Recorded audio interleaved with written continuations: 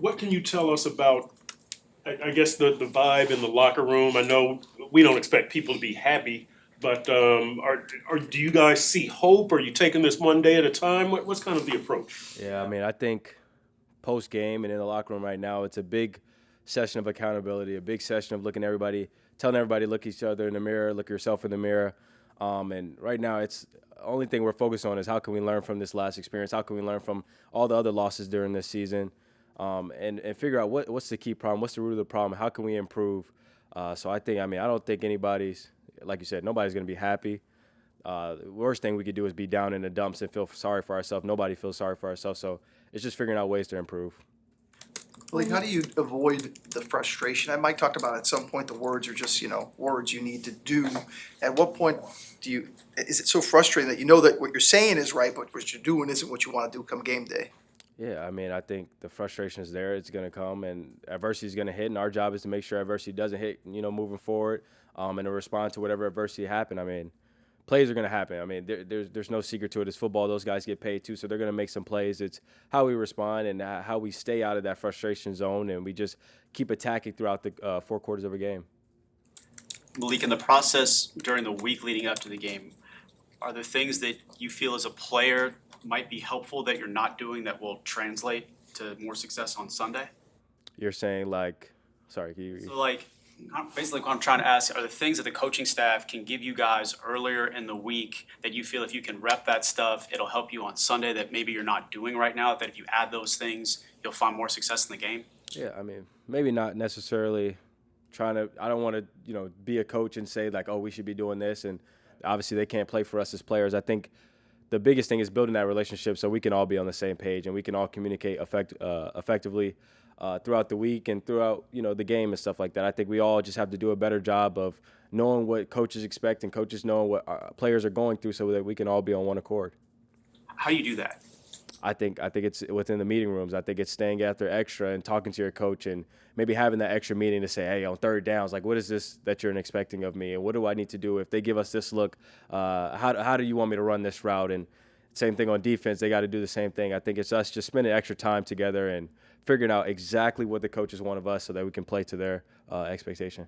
Malik, have you, I guess, do you have a good feel for what fans are thinking either through social media or your personal interactions? And if so, what do you think of their opinion? Because they're not happy right now. Yeah, I mean, I think with our record, there's no expectation of them to be happy. So I don't have Twitter. I don't have the social media and stuff. I try to stay away from it as much as possible.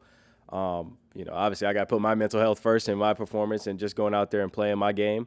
But there's no expectation for them to be happy. I don't think anybody in that locker room expects fans to be jumping around happy about our record right now. So for us, it's going out there and playing for them because they're the ones that's helping us get to where we are. So we got to go out there and make plays. We got to go out there and make them happy with some wins. Malik, what's been the message to the rookies amid the struggles? I mean, they got to keep fighting. It's tough. They came in right away. They got to go right now. There's not really a learning curve. There's not really a time for them to figure things out. They got to learn it right now, and we got to be, better. We got to go win football games. So for the rookies, obviously it's a tough spot they're in, but we got to be ready to go right now.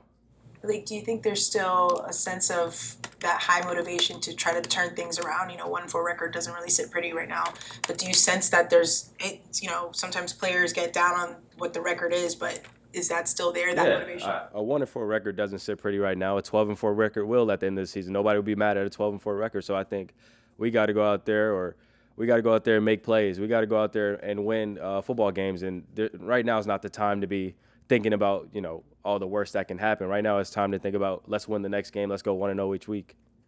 And Malik, what are you seeing as things that you guys can build on? Tua seems to have been playing pretty well. Your returns are good. Special teams have been good. I had something else in mind too. Darren Waller has been good. Right. Tell me about things that you guys can build on. Yeah, I think of course there's pieces of the game that we are, we are doing our job. We are playing at an effective level. Darren Waller's been great for us. Waddle has come alive. Tua's been playing well. Special teams have been playing well. Guys on defense are playing well. So I think for us, we got to hang our hat on those little wins and stuff like that. Find out ways that how can we make all right, Darren's doing well. How can we make everybody else on offense? How can he push somebody else? How can Waddle push the guys in the receiver room? how can JB or T-Dot push somebody in the linebacker room to just keep playing at a high level. So I think hang your hats on those little wins, those guys that are playing well. But, as a collective, it's a team game. We all have to be playing well for us to win football games. Players really stack the box, in the second half. Just how do you get them to respect the pass? How do you get teams? Yeah, I think we got to get completions. And, it doesn't necessarily always have to be a 50-yard bomb or something like that. Maybe we have to just keep progressing down the field and show that we are effective in the pass game. We do have the playmakers on the outside to make plays, get them to back up, and then now we run the ball.